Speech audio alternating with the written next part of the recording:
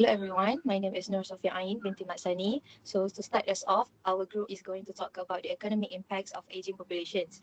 This is something that's becoming a big issue in a lot of countries because people are living longer and at the same time, birth rates are going down. That combination changes a lot about how the economy works and it creates challenges in areas like healthcare, pensions, the workforce and government spending. We'll be going through a few main points together today, starting with rising healthcare and pension costs. So let's dive into that first. All right. So I will start right away about the rising cost of healthcare and pensions. As we know, as more people retire and live longer, governments have to spend more on medical services and pension payments. This puts a lot of pressure on public finances, especially when there are fewer young people working and paying taxes. From a Keynesian perspective, this kind of government spending can actually boost demand in the short term, especially in sectors like healthcare. But over time, if the spending keeps growing and growing, it could lead to higher deficits and debt. As an example, Germany's 2012 pension reform, women born after 1951 had their retirement age raised, which led to a 2.9% increase in outpatient healthcare costs for women aged 60 to 62.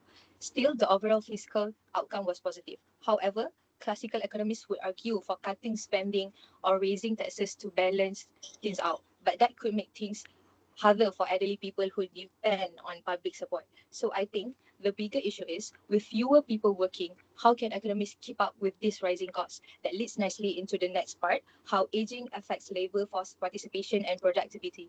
Maybe Tejapin can take it from here. Hi. So everyone, my name is Tezabing. Let's talk about the labor force and productivity on economy impact. An aging population can have significant economic impact on both. As the working age population shrink, this slow down economic growth. This also affect areas like investment, capital formation, and overall productivity.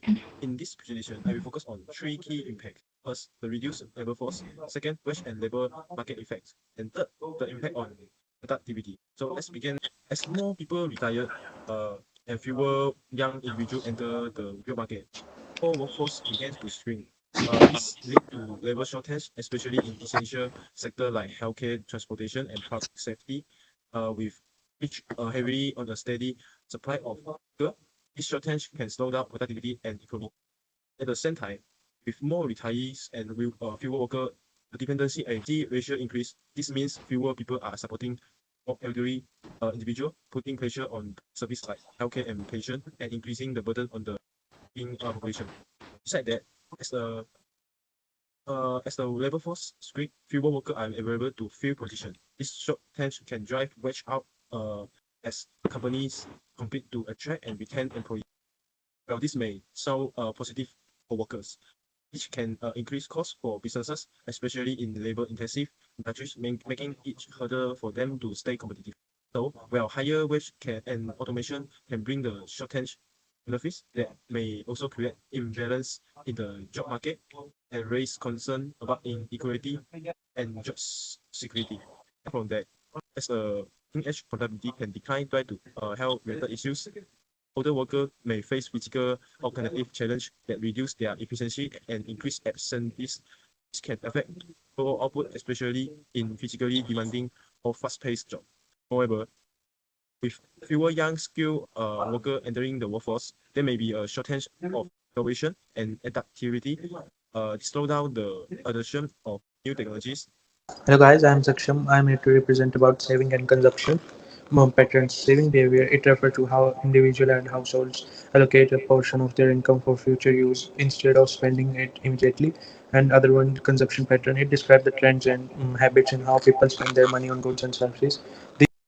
Saving and consumption over the cycle, and it impacts on economic conditions. So how saving and consumption change over a personal life cycle, like student works retires, people typically save during their working years and use up saving during retirement, like in inflation, recession and uncertainty, interest rate, employment levels, and saving consumption.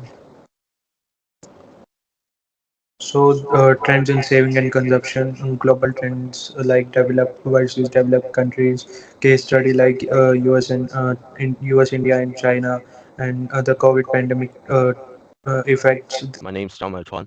I will focus on government spending in response to an aging population. As the world ages faster, government spending on healthcare, pension, and social security is rising. This is reflected on not only in increased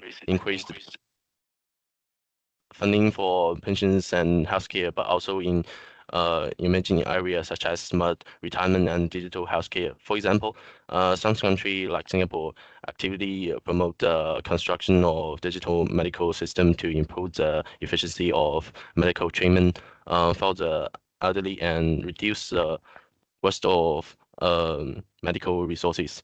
This improve the quality of life of the elderly and reducing the burden of long-term care. Government spending on the elderly is not only a short-term financial burden, but also a strategic input for social stability and fairness in the future. Through these expenditures, the government can promote social innovation and service system transformation while ensuring the quality of life of the elderly and alleviate the impact of aging on the economy. Okay, that's all from my part. Kim Tae-woo, and I'm gonna talk about the policy responses to demographic aging. Demographic aging is not only a problem for developed countries, it's a growing concern across the developing countries too. We can see how developed countries are trying to change their policy for coping with an aging society. First method is raising the retirement age. In Singapore, the government has changed laws allowing workers to be employed up to the age of 70 by 2030. Other developed countries are also trying to change the retirement age for retaining skilled workers and reducing the government's financial pressure. The second method is changing immigration policy. In Japan, where almost 30% of the population is over 65, the government has introduced a new visa policy to attract more foreign labor forces and fulfill the labor shortage.